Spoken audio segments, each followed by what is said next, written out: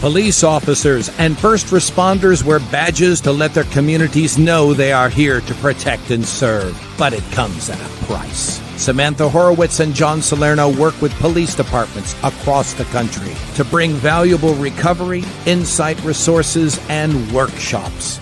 A Badge of Honor TV brings those professionals to you so we can come together and revitalize communities through a better understanding of what's at stake and what's required for repair.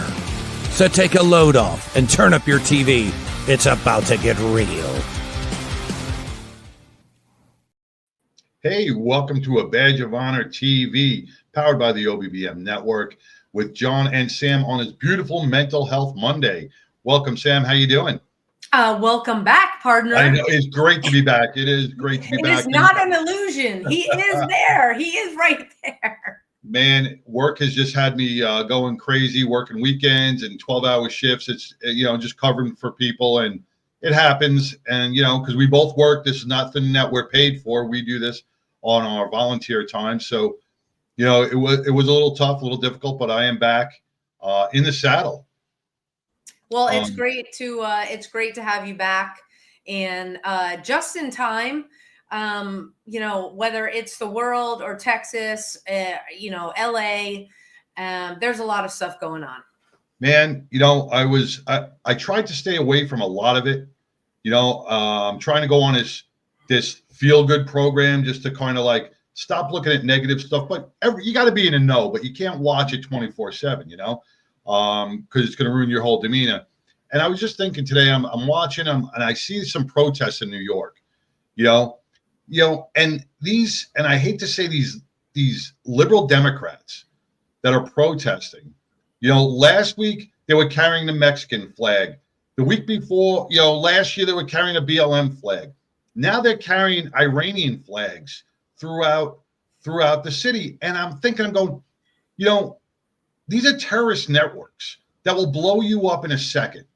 They have no care in the world about you, and we are supporting them. I just don't know where this ideology comes from. And what scares me is not me, because I don't have a temper, but there are people out there that this could spark serious anger issues with, and that's what frightens me. I am right there with you, trying to minimize the thing that is for that I notice is now law enforcement is dealing with one other thing. It seems like every day they're being pulled in a different direction. They're getting briefed on, we handle this crowd like this, and then we do this. And we've got the National Guard, thank goodness, having their six and really helping out. But it takes a toll, and the stress. I mean, you and I have been there after 9/11. We know what the stress is like, trying to make sense of things and trying to put pieces back together, trying to put departments and organizations back together, trying to deal with the crowds, the people. After 9/11, most people were supportive of law enforcement, but you still had those groups, jumping up and down and happy with what happened. And now, all these years later, more and more are coming out.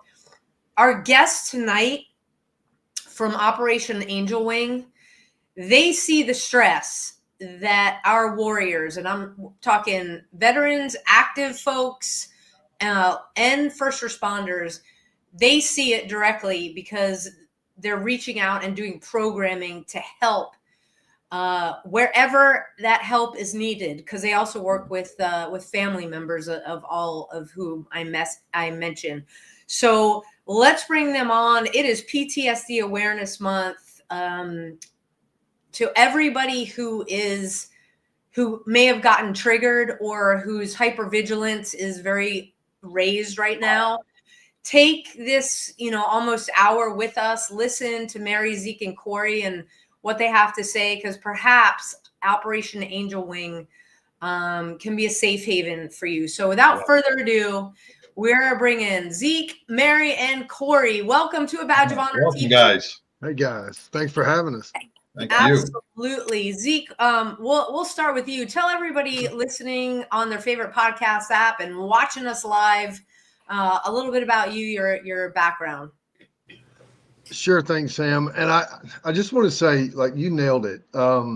We do see the stress because we've lived it.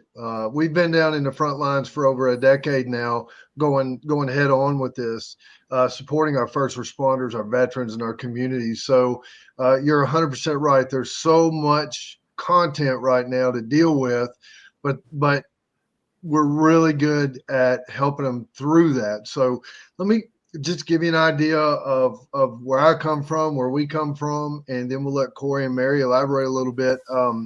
So I go back to 2013 when I was getting ready to retire from 23 years in Army Special Operations with tours in Iraq and Afghanistan. And I'm currently about to retire from my job in federal law enforcement. But in 2013, I had just come out of my last deployment, which was to Iraq.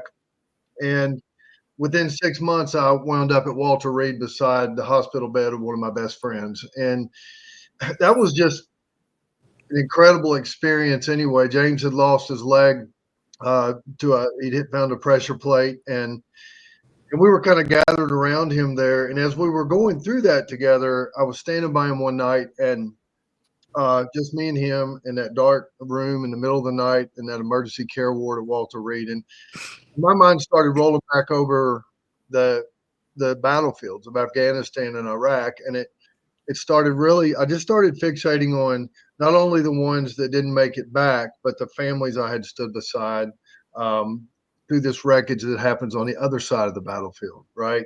And it just started to dawn on me that my purpose was going to be, as I retired from the military, to reconnect and go forward and try to help my brothers and sisters, their families, their communities through the wreckage that happens on the other side when the battlefield is quiet behind the closed doors. There's such a reality that I was like face to face with in that moment. So that's what really got my wheels to spinning. So within a year, I came across Mary, and here we have this, granddaughter of a World War II veteran, incredibly patriotic. She has over 20 years in emergency medicine, from search and rescue all the way through occupational health. I mean, she's got the whole gamut. But here's the thing. She's a long-term trauma survivor. She survived the most incredible duration of trauma. Her story is absolutely unbelievable, but it's real. And what I learned is not only is this incredibly experienced person, but she emerged from that with this ability to recognize and to heal trauma in others and to help walk them through that dark walk. And so I was in the middle of my walk going through that. I was pretty dinged up after the last deployment emotionally. My family, my 4 children, I was just trying to figure out how to be there for them and struggling with my stuff. So we came together and created this organization. She's the creator. I co-founded it with her, and we jumped in head on and went at it. And what we have learned, the success we've been able to have over the last 11 years of doing this is absolutely amazing. Without just going too far into the weeds here, though, I'd love to toss it over to her and let her elaborate on whatever she'd like to here. Absolutely. Mary, welcome. Oh, thank you for having us. Thanks for the opportunity. Zeke, thank you for that introduction. So currently, the service I provide to Operation Angeling, aside from being the creator, is that I am a master Neuro Linguistic practitioner. Sorry. And I serve as a chaplain for our program, Safe Haven, which was, I heard you mention earlier, Sam, Safe Haven, Operation Angeling being a Safe Haven. That is actually our chaplaincy program. But as Zeke mentioned, I have over 30 years combined experience between healthcare and mental health. And through the whole journey of getting, as he mentioned, being a trauma survivor, I mean, it was complex trauma is what I suffered with. And then, it followed. I didn't have a healthy transition into my service, and I didn't have a healthy transition out of my service. So I struggled, and coming from having the background that I did, I had a wealth of knowledge and resources at my fingertips, but they didn't seem to connect and they didn't seem to work. So we were able to pull some things together, and I dove into some really heavy neural research interviews with neurologists and other providers, and have been blessed to work with some of the state, some of the United States best psychologists, neurologists, and getting the answers that we needed to be able to create very effective modalities to treat post-traumatic stress. We'll talk about it here a little bit further into the program as we get into more about the crisis and the healthcare, mental health, and the status that we're in or facing. But yeah, that kind of just sums up who I am. I mean, I basically live, breathe, and eat this. I need it for our brothers and sisters in all areas of service. We've struggled too long. It's time to bring this stuff home. Yeah, no doubt. Well, you have a sister in the next screen next to you with Corey. Yeah. We got to take a quick break, and Corey, we'll come back with you so you can tell your story. You have a military background, so kind of everything that is going on right now. Maybe you can shed some light on that for us, but we'll be back right after these messages. Stay tuned, everybody. You bet. Forget Zoom, try Meetin. Meetin is a brand new video meeting service. And not only is Meetin simpler and easier to use and more powerful, Meetin also has the right values. Here at Meetin, we believe in freedom. We believe in privacy. We believe in America. And we are apolitical. Now, to get your free forever version of Meetin, just go to meetin.com, spelled this way. And then where it says promo code, type in the word special. That's your promo code. Okay? So go to meetin.com, type in the word special, and you'll get Meetin free forever. I'm Rick Raditz, and I look forward to serving you as a customer of Meetin.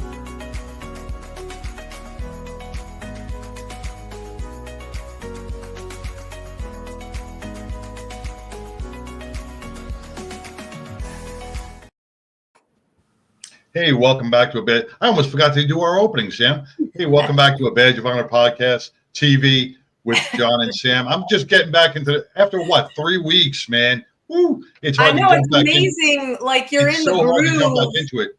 And your mind is so focused on your work, and then it's like, oh yeah, this is what we're doing. Yeah, before we get to Corey, I just want to two things that just sparked my memory, and I always jump in like this. And Zeke, you use the term wreckage. And when I hear that, it means so much to me, because when we talk about family, you can't have a wreckage without a debris field, right? And the family is so, and that's some of the stuff. It just sparked me. Like I'm thinking about a car accident, right? We worry about the car and getting towed, and we take, we see all the firefighters and everybody. They take their brooms and they just sweep that debris right to the side of the road. And it's like forgotten about until it gets picked up by a street sweeper. And we can't forget about that debris that's out there. And, it means so much that you said that word, and it just triggered something inside me that I was like, wow. The correlation between that and family means so much. John, that's so good, man. When I got off that plane coming back from Iraq and in Knoxville Airport, the final leg home, my wife and my 4 children, ages 12, 10, 6, and then one of them wasn't even walking yet, were waiting on the other side of security for me. And I didn't know, coming off of that plane and walking up to the terminal, I didn't know how I was going to show up for them. I was just broken on several different levels in that moment. And I spoke at the VFW State Convention this past weekend, and one of the things I told them was there were veterans on the inside of security lined up, and as I walked by them, these old dudes, these crusty old guys, man, they were Vietnam vets, and they just looked at me and they said, "Welcome home, son." And I mean, it was huge. I bet you bawled like a baby. Oh, well, I couldn't receive it at the time like I should have. It took me years to look back on it. but it helped ground me to the point where when I was able to show up when I got through security and then just start working through this stuff. But it's wreckage. And so there's a lot of damage that gets done, and the families carry so much of the load, and we just have to reach out for them. We have to be there for them now. We have to do it. Yeah. I didn't mean to cut you off, Corey. Oh, you're good. No, we're all good. We're all good. Yeah. All you. Yeah. Hey, so I'm Corey Sailor, and I guess my entire life I've been tied to service. I was born into a Navy family, so my dad served, retired as a senior chief, and then I went to college and became an Army officer, and just recently retired after 32 years of service in the Arkansas Army National Guard. And it was during that transition period. I guess I've been with Operation Angel Wing going on about 5 years almost now. So back in 2020, I was provided a huge opportunity. My commanding general, which in the Guard we call an adjutant general, he handpicked me, pulled me aside, and said, "Corey, I want you to blaze a trail and redefine soldier care for the entire organization." He says, "I'm going to put you in command, and I'm going to give you the resources you need to do it." So I started getting feelers out there and trying to figure out. Now, bear in mind, I guess this is probably the upside of being under COVID, because I was able to meet Mary and Zeke via Zoom. And as part of that assignment, what was happening was I was responsible for signing every discharge for what we call a training pipeline loss. That's a soldier that fails either at basic training, or they fail out of advanced individual training. So essentially one of the two phases of their initial entry training. And I'd read every single one of those packets, and I'm telling you, we go through hundreds of them. And I'd read every single one of them. And what struck me was that there were a lot of them that were being categorized as failure to adapt. And I quickly translate failure to adapt as a leadership failure, not a followership failure. And the way I see it is that, very much like me, my dad came into service looking for serving something bigger than ourselves, looking for some place where we could belong and a place where you can fit in. And here I just felt like these soldiers came to us for help. And what I'm seeing, I didn't know what the terminology was for it, but when I described it to Mary and Zeke, they were like, that's pre-service trauma. So here I am on this Zoom call, and I just kind of raised my hand all the way up out of the screen and said, "I've got a question, because this is what I'm seeing." And Mary quickly said, "That's pre-service trauma. We can fix that." So, and so then I quickly started translating it to a readiness issue. And so if there's a way that we can put the tools in hand to resolve, and I look at it like self-aid, buddy aid, right? And doing that, and give them the tools to help themselves, help others. Then it also normalizes the conversation, which then gets around any stigmas that are there. And so that's really, as I started coming into my phase of retirement and preparing for that, Mary and Zeke pulled me aside and said, "Hey, don't go making plans." And so they pulled me into the fold. So I'm also a trauma recovery coach, and serve as their integrator and help operationalize things and do all of those things. So, yeah. Awesome. That's amazing. You see why she's so important to us? The thing that I find amazing, and I know it's going to be an in-depth answer, so we'll take a break before we get to the answer. But, John and I, we've had tons of guests on these past bunch of years we've been doing this. And we hear about, departments and other organizations trying to get things up and running. And there's always some barrier, whatever that barrier is. You are in the National Guard, and the adjutant general said, "Hey, we need this program, go do it." Like, right. It wasn't even a big deal. It's like he was it a he or she? It was a he. Yes. He knew it had to be done because he was seeing it. We know that PTS, everything that goes along with it, different behavioral problems, are being seen at every level in law enforcement and the first responders, yet Yes. we still don't have programs in every department. Right. So when we come back from the break, John, I think that is a legit question to explore. So Yeah, John, without a doubt. yeah, we will be right back after these messages to talk about that. Awesome. Look, when you need to respond to an aggressive situation to protect yourself, your family, or your property, understanding your firearm and legal position are critical. Officers know your skills are only as good as your commitment to training. So know what you're doing. So when you're in a vulnerable situation, we can count on your response. Whether you're a beginner or a licensed gun carrier, Carry in Texas offers basic firearms training, Texas permitless carry courses, license to carry, and basic 2A courses so you can understand the responsibilities, situational awareness, and learn the technical skill required when you carry your firearm. Go to carryintexas.com to find the right course for you. Join me, former United States Secret Service agent Samantha Horwitz, on the range for beginner basics, LTC prep, and range practice. Go to carryintexas.com today. That's carryintexas.com. Hey, welcome back to A Badge of Honor TV, powered by the OBBM Network, with John and Sam. We have Zeke, Corey, and Mary with Operation Angel Wing with us. And the conversation so far has been very healthy.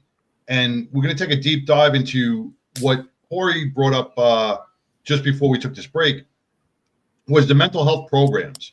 You were given the opportunity to actually trailblaze a mental health program. And me and Sam have talked about this a lot. Why do some mental health programs work and some don't? And I think Sam hit it on the head where when she turned around and she said, your commander said, here you go, run with it. Didn't want to put his stamp on it. And I think that's where we have a problem. Too many leaders want to put their stamp on something that they know very little about. They want to get it done, but they want to put their name on it. And we've seen that through so many law enforcement agencies, how some work and some fail.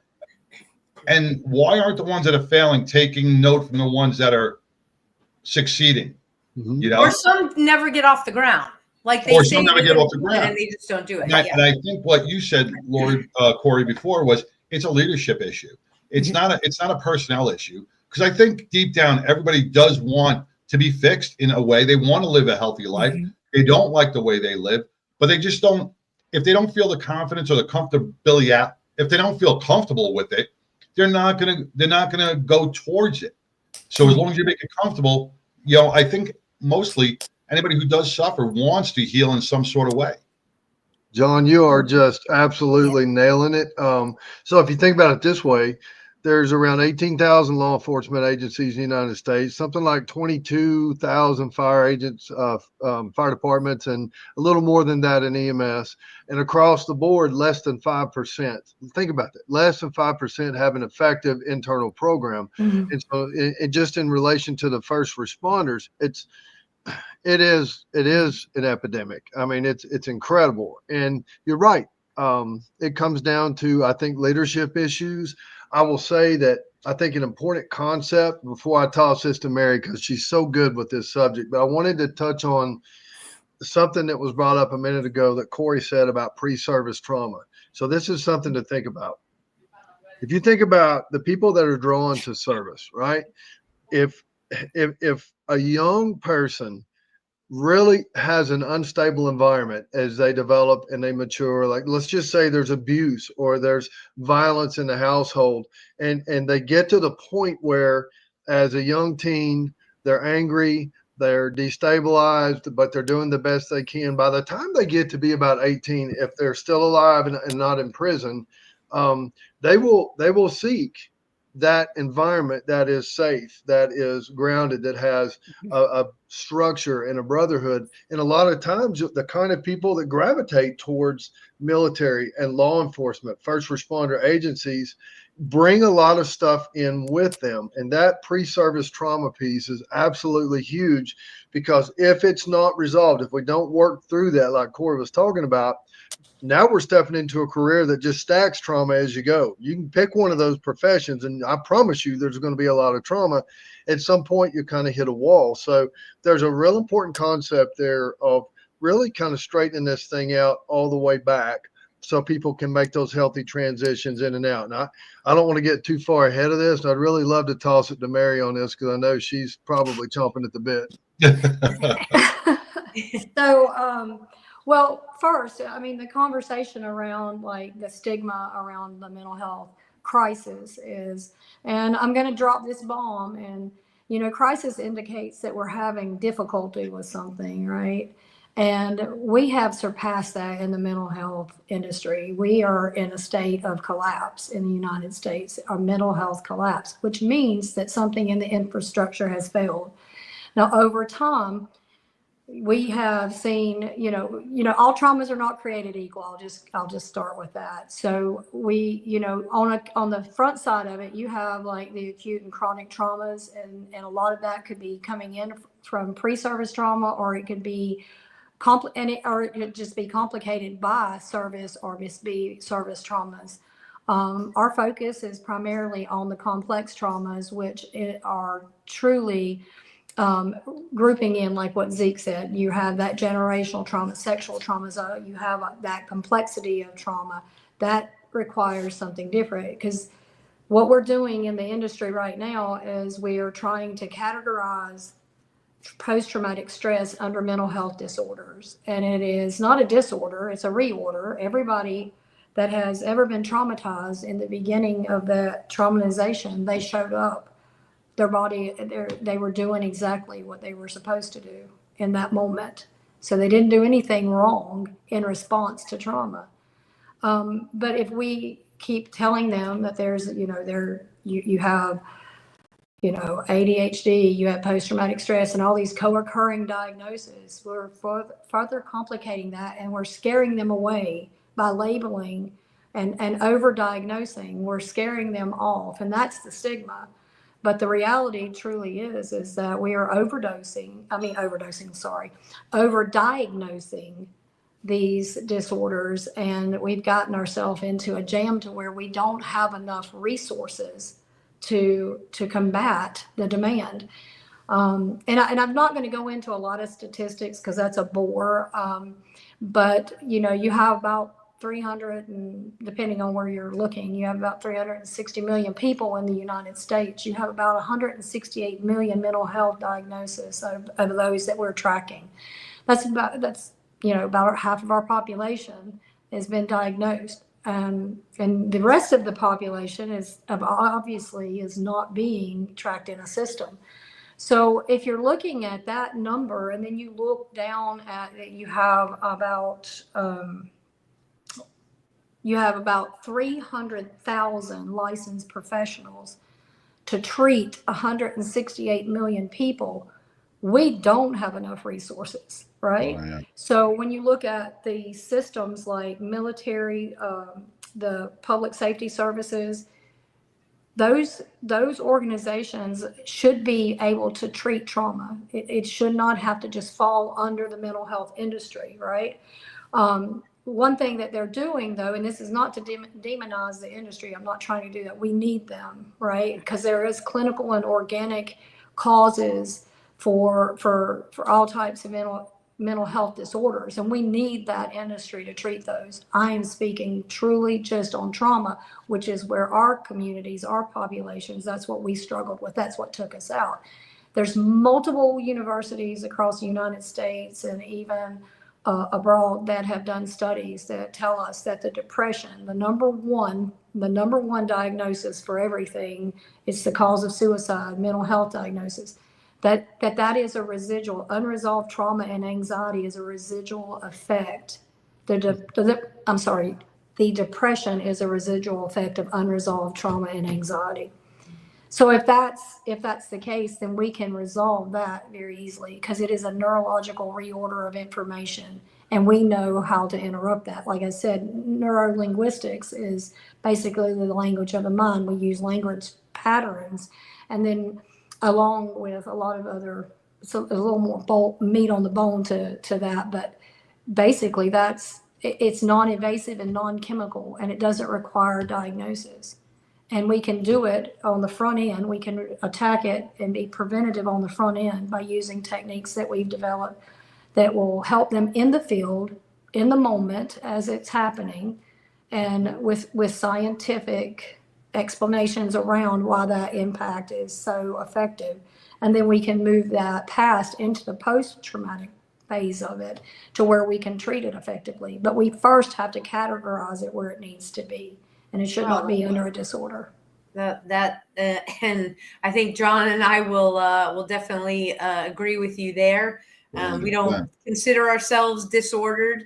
In fact, we use our diagnosis to kind of empower us and move forward, and kind of left that in the background to do the tough work, to be doing what we're doing here tonight. We got to take a quick break for a station identification. And when we come back, Mary, let's dive into your all's programming and how you utilize exactly what you said.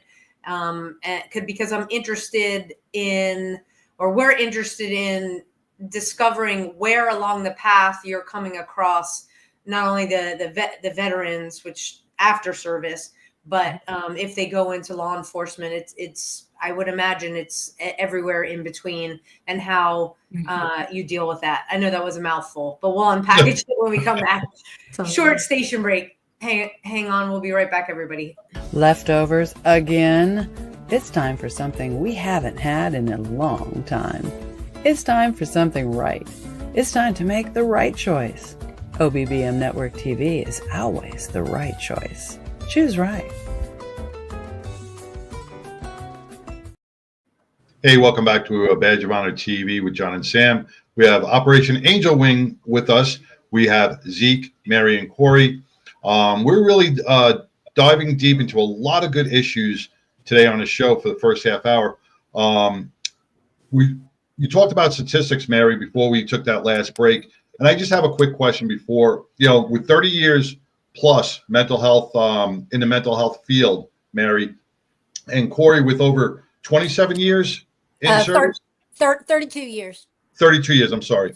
32 years in service. And I'm bringing this up to you two because you're women, right? So I think women have taken a large brunt, like from mental health 32 years ago and 30 years respectfully to what we see now, right? Coming up. Mary, this question is for you. Have you seen a huge change in the mental health field, or is it just a drip? Is it just too slow? As far as the mental health industry responding to the demand? Yeah, like 32 years ago or 30 years ago, mental health. We as first responders, we never really saw it. It was always battle fatigue, shell shock. It was always for the veterans, right? And now you're seeing a lot of female veterans and who have been sexually abused, harassed, talked down to, and verbally abused throughout their careers, and nothing was done. So we're seeing that, and I don't feel enough is being done. We haven't progressed as far as we should in 30 years. It's a very slow road. Do you agree? Yes. Disagree? I agree, 100%. So how can we speed that up? How do we? You said we only have 300,000 care providers, right? Why aren't we taking the initiative to get our young generation? And I see you have a youth program on it. Our young generation to get more involved in mental health programming and clinical work instead of liberal arts and all these stupid other things in college, that they're not going to follow. How do we do that? That's a tough one. I'll have to go back on the liberal arts. There's two things. So I've got to defend that just a little bit, right? Because we do have so you have a couple. When I was talking about trauma, all traumas are not created equal earlier, and there's complex trauma. Trauma affects the cognitive part of it on the long term, right? So we know that that's going to start changing the way that the brain produces the chemicals. And there is no true chemical imbalance, by the way.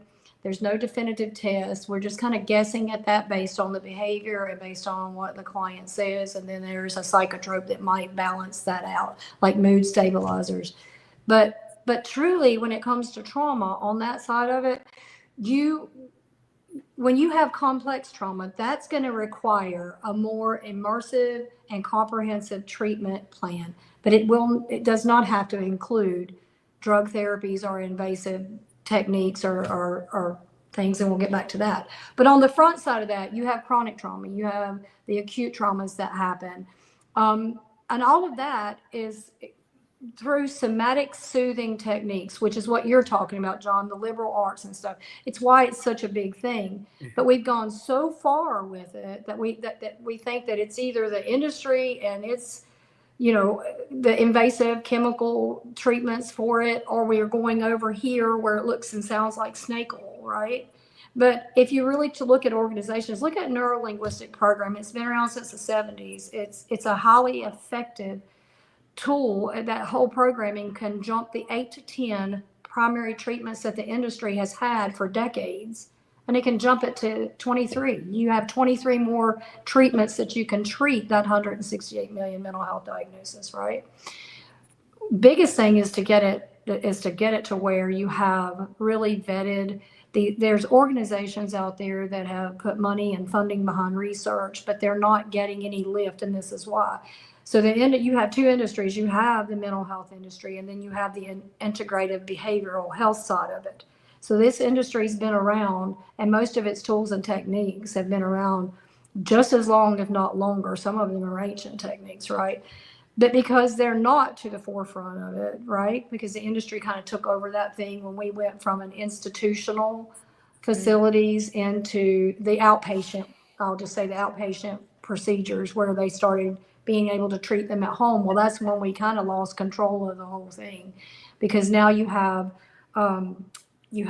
healthcare providers diagnosing or putting people on, psychotropes, anti-anxiety meds, and there's no follow-up. So there needs to be some strong regulations put in place that if someone, if it looks like trauma and the person is telling you that they've been traumatized, yeah, temporarily, but get them. It should be where you are following up, and there is some kind of follow-up to make sure that that person is getting the right help they need and getting to the right place.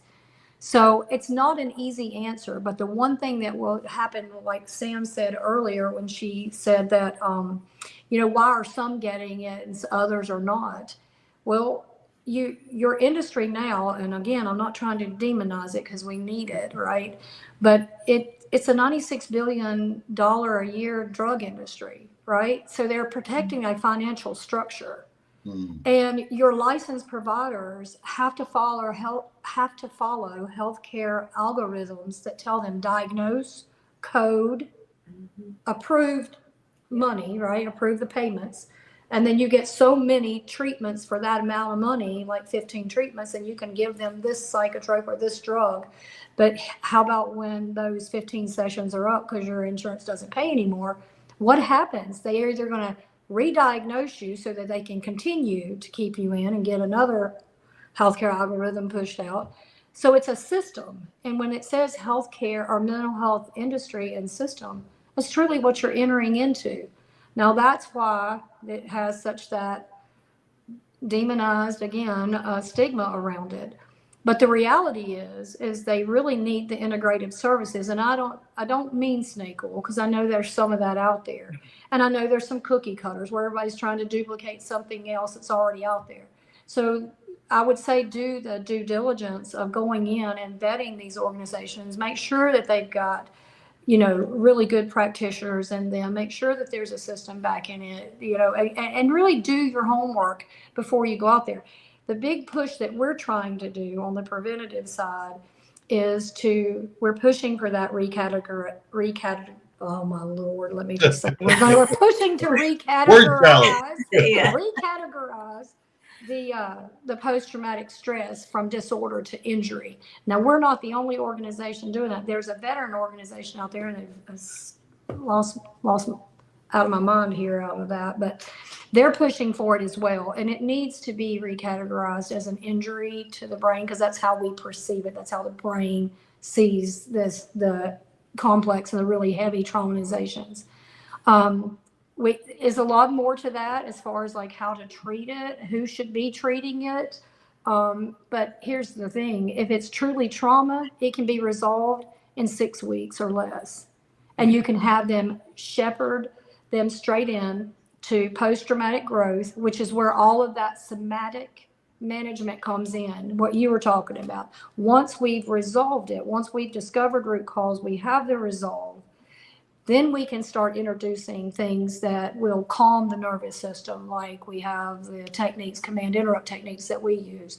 We have the liberal arts, as John had mentioned, or music, any of that. That's in that post-traumatic phase. So if you front load it on the end, like if you would have when I went into service, if you'd have come to me and told me to just breathe and paint something, I would have like bit your head off because I was so heavily traumatized. I mean, it was bad, right? So I would have told you that, like, what my life and what I had seen and what I had survived. If you tell me to do that, I'm going to tell you to get lost, right? So, yeah. But it truly works if that person is in the right space to receive. That's the somatic side of the house is more of a management. Yeah. So yeah, and in the interest of time, let's take our last break here, and then when we come back, let's touch on the programs, so that the folks listening on their favorite podcast app or watching can immediately connect and say, hey, that sounds great, and Operation Angel Wing could be the answer to what I'm looking for. So we will be right back after these messages, folks. Stay tuned. Rise and vibe with your new elevated morning ritual. Meet Rise by Frequency. Frequency charged nutrition. Rise is formulated with a blend of 7 different organic mushrooms, B vitamins, amino acids, and green coffee bean extract. Rise supports brain health, performance, and focus while enhancing mood, mental clarity, and energy. Enjoy the delicious mango lemonade flavor while giving your mind the nutrients it needs. Get charged up with Rise. Fuel your body and mind today.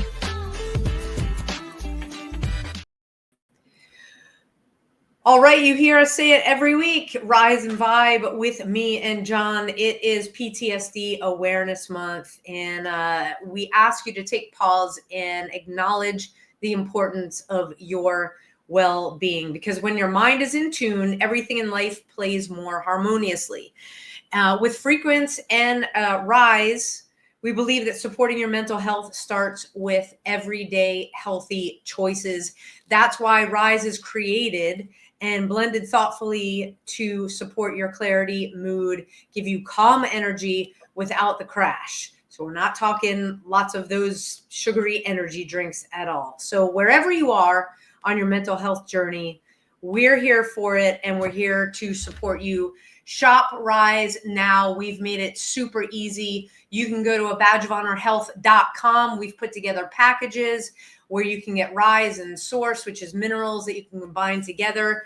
But start every day off right. Start it with Rise. Get healthy here with me and John. abadgeofhonorhealth.com. Now back to the show. So we were talking about, Mary, you started to talk about what you guys do specifically with Operation Angel Wing. Let's touch on the programs that you have in our last few minutes here. Okay. So we're a faith-based organization that we have been unwavering in that for over a decade now. And we offer a program called the Safe Haven Program, which is our chaplaincy services. And anyone that wants spiritual counseling or guidance we can offer that to them. We have the Youth Coalition, which has the Healing Chords program embedded in the arts. Then we also have a vet healing chords, which is more to teach management on that post-traumatic side of trauma to help them manage long-term and be able to have an outlet. Then we have the 6-week protocol, which is an actual healing modality. There's an advanced and basic to that. And that is taking them through interventional care, post-interventional care, and then integrated somatic techniques on the backside of that. And then we also have the NLP coaching and counseling that we offer.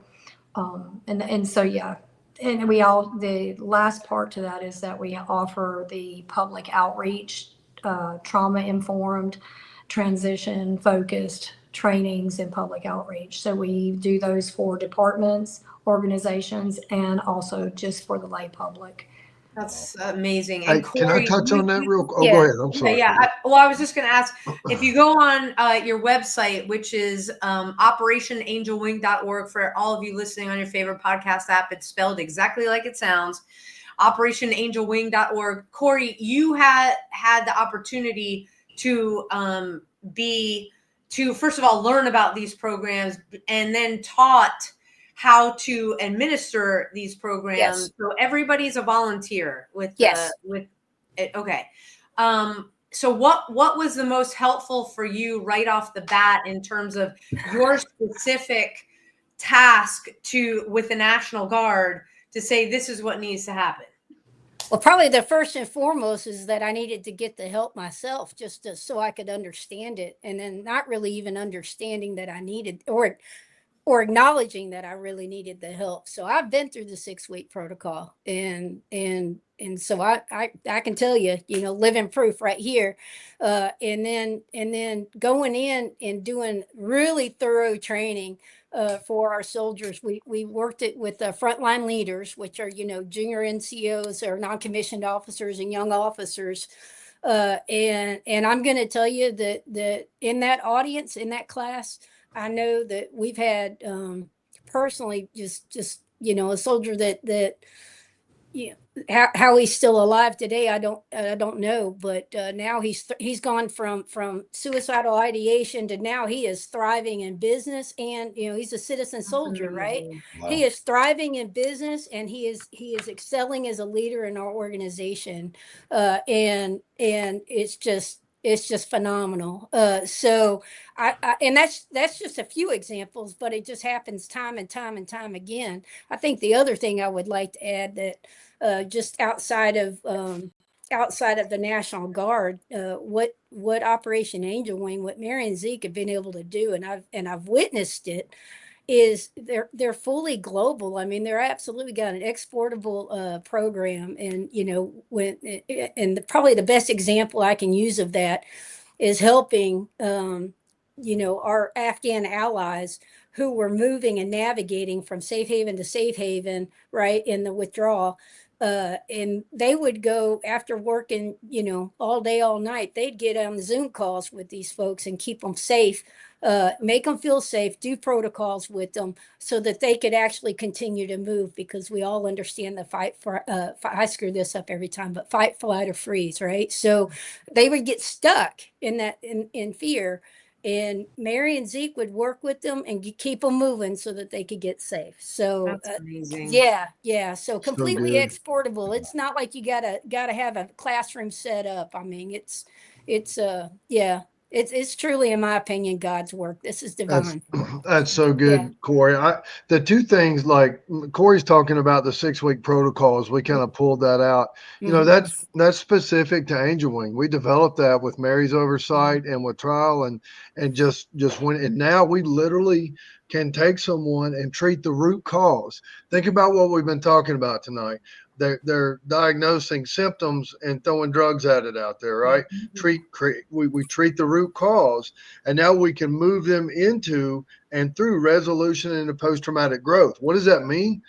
Well, a lot of organizations will try to treat root cause, and they'll slap them on the butt and say, "Good game, go get them."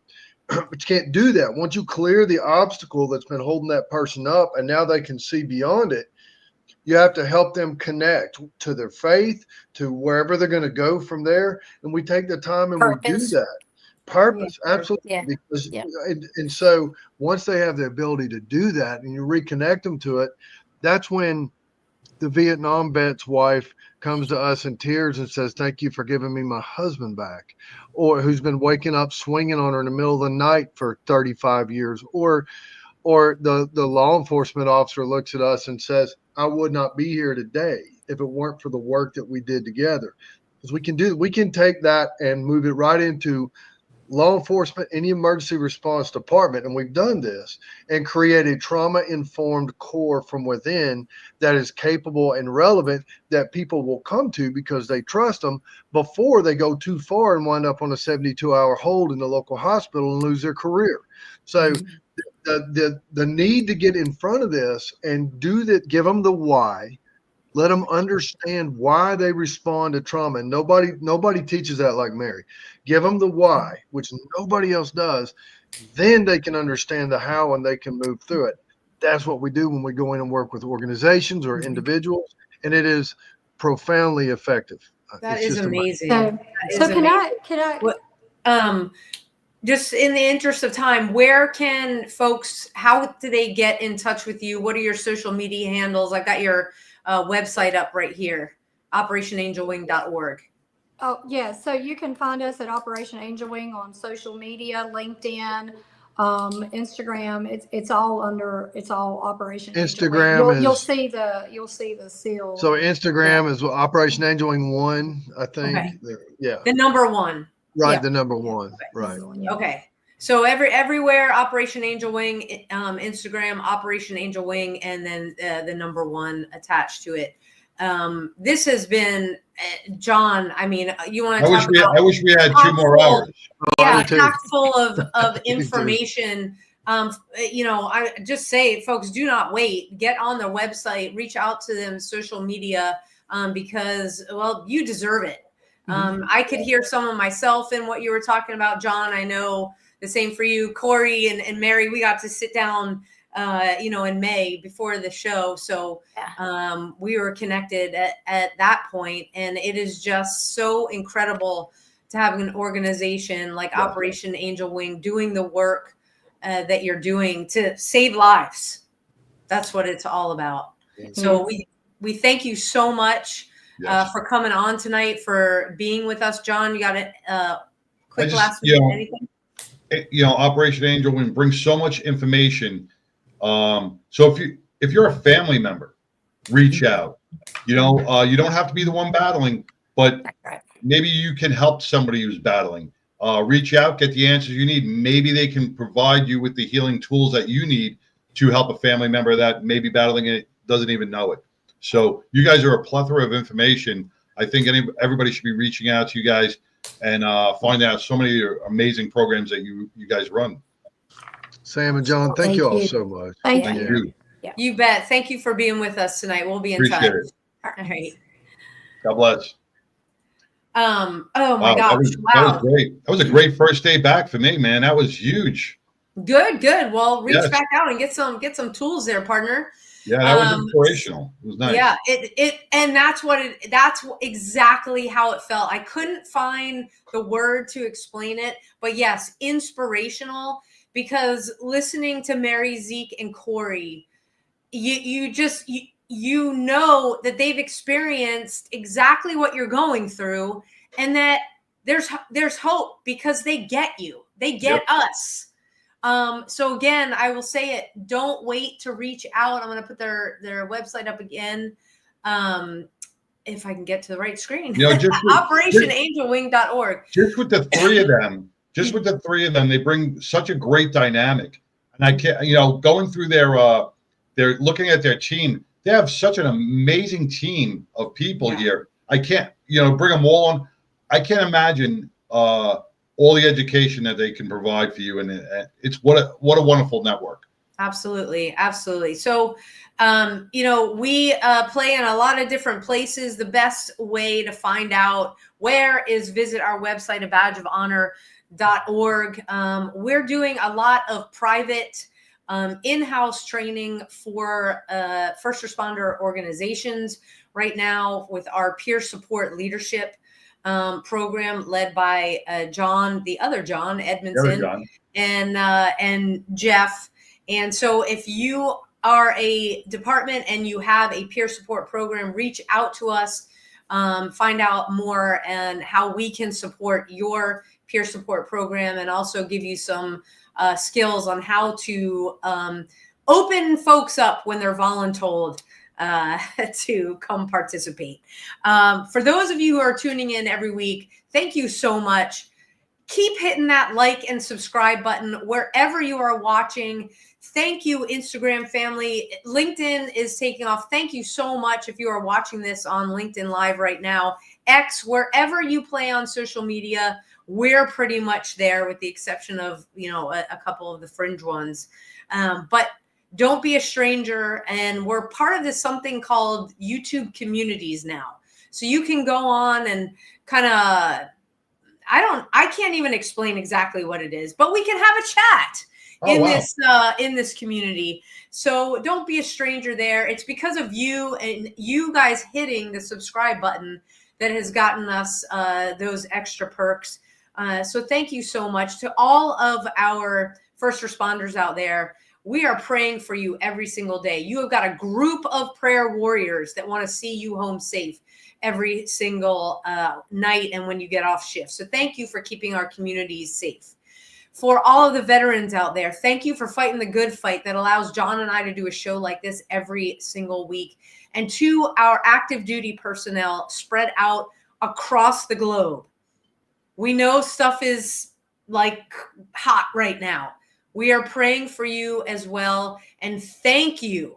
Thank you for doing what is necessary and answering the call to keep our shores safe. John, take us home. All I could say is to anybody who's in the sound of our voice, thank our law enforcement, our military, especially now. Show them the support that they need. Give them the inspiration and the guidance to keep our homeland safe. And that's all we can do is pray for them and give them the support that they need. Yeah. So until next week. Until next week, everybody. See you then. A Badge of Honor podcast is produced for the OBBN Network podcast and protected under copyright law. For content permissions, please submit your request to abadgeofhonor.com on the content page. For OBBN Network programming information, please call 214-714-0495 today.